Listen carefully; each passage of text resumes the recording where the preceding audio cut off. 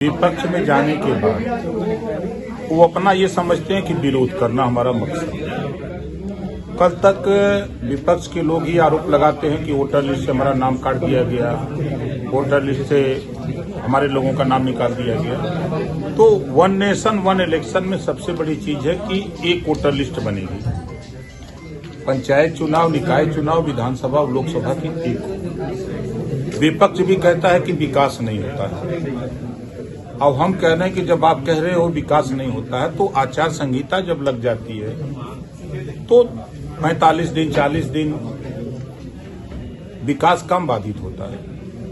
एक साथ चुनाव आजादी के बाद होते रहे हैं, ये कोई नई बात नहीं है। विसंगति को दूर करने का प्रयास हो रहा है। जो कुछ समय के बाद अलग अलग स्टेटों में चुनाव हो रहे हैं तो उसको एक साथ चुनाव कराने की तैयारी हो रही है। अब उन लोगों को दिक्कत महसूस हो रही होगी कि एक साथ चुनाव होने पर कहीं हम लोग निपट न जाएं, ये डर सता रहा है।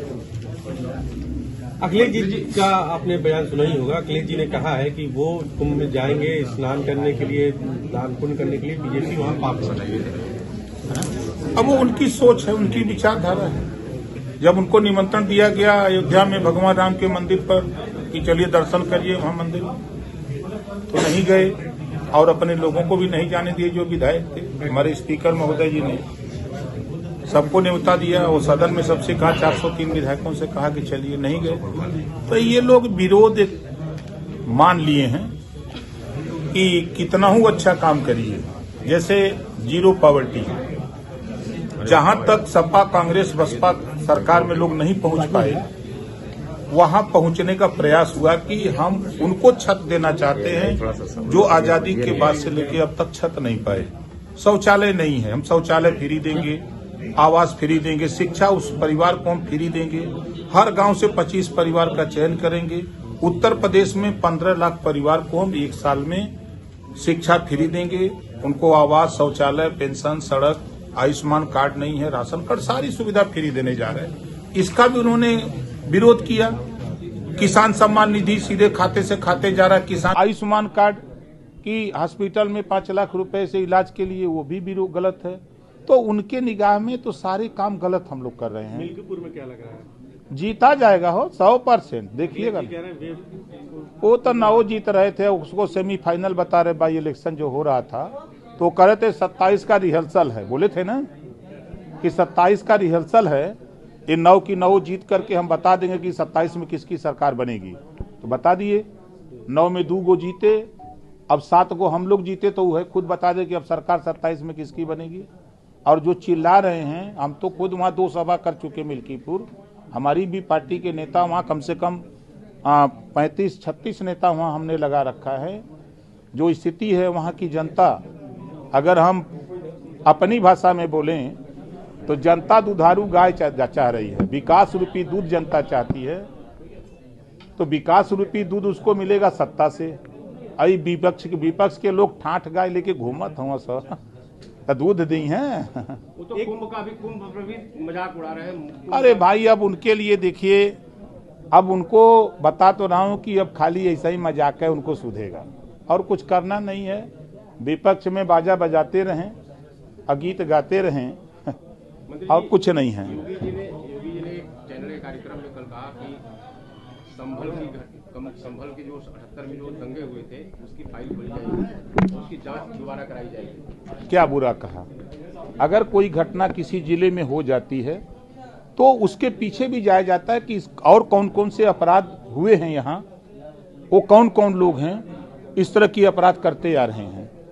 तो उसमें कौन सी नई बात बता रहे हैं? वो कह रहे हैं कि आगे इस तरह की घटना ना हो, हम पीछे से उसको खंगाल रहे हैं कि ये कौन लोग हैं जो इस तरह की घटना करते हैं। ये कौन सी बुरी बात है? ये गड़े मुर्दा उखाड़ना नहीं होगा? नहीं, ये आपके दिमाग से हो सकता है, लेकिन हम लोगों के दिमाग से आगे भविष्य में इस तरह की हरकत कोई ना करे। पिछली बार कौन किया, उसके पहले कौन किया, उसके इस समय कौन किया, तो समीक्षा होती है। जब प्रशासनिक महकमा बैठता है तो समीक्षा करता है कि कौन लोग हैं जो अनवरत घटना करते हैं, तो उन पे अंकुश लगाने के लिए ये चीजें हो रही हैं। गाजीपुर से विधायक आपके मित्र भी हैं ओम प्रकाश सिंह, उन्होंने भी कहा, और खुद जो है सपा के सांसद चंदौली, उन्होंने कहा कि हम मुसलमानों को कुंभ ले जाएंगे, देखते कौन होता है। देखिए, ये सब बिना फिजूल की बात करते हैं।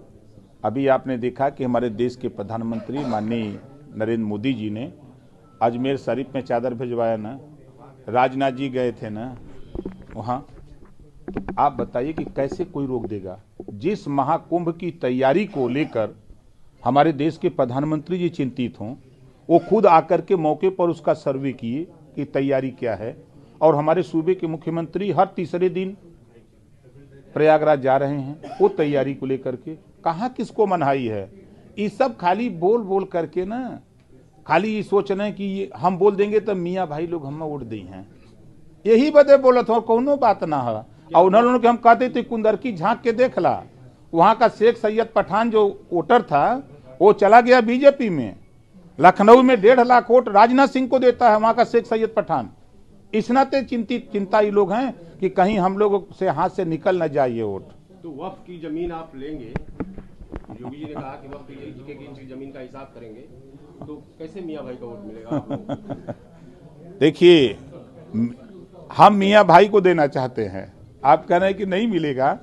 वक्फी जमीनों पर कुछ लोगों का कब्जा है जो गलत तरीके से उसको बेचते और बिकिनते हैं, वो गलत तरीके से वो अपनी प्रॉफिट करते हैं। और हम सरकार क्या चाहती है, जो गरीब है, कमजोर है, मुसलमान, महिला है, नौजवान है, उसको भी उसमें हिस्सेदारी अगर है तो उसको मिले। इस बात को लेकर परेशान है हम लोग, और वो लोग परेशान है, विरोध वो लोग कर रहे हैं जो कुछ मुट्ठी भर लोग वक्फ बोर्ड की जमीनों पर कब्जा करके उसका लाभ ले रहे हैं। अब तो ये भी कहा जा रहा है कि कुंभ की जो कुंभ लगा है उसमें एक मुस्लिम खुद उनके धर्मगुरु का कहना है कि वो भी वक्फ की जमीन है कुंभ वाली। अब तो हम तो बता दें, कानून तो बन गया है, 1359 फसली में अगर है तो आपका है, नहीं है तो फिर घूमते रहिए। कुंभ को लेकर अखिलेश यादव बोल रहे हैं कि बीजेपी वहां पर अपना पाप धुलने जाएगी, लेकिन हम लोग दान पुण्य करने जाएंगे। अरे वो कुंभ लगौले रहना अखिलेश जी की सरकार में, वो जो देत भइल हो वो जाके नहा के पुण्य पैदा कर ले। केजरीवाल जाट आरक्षण की बात कर रहे हैं दिल्ली में, जाट आरक्षण होना चाहिए, कह रहे हैं ये चुनावी जुमला है। ये तना दिन तक सरकार 10 साल रहल है, लगभग 1 दिन तक जाट आरक्षण की बात नहीं की है। अब चुनाव का बिगुल बज गया तो अब जाट आरक्षण की बात हो रही है, तो ये चुनावी जुमला है।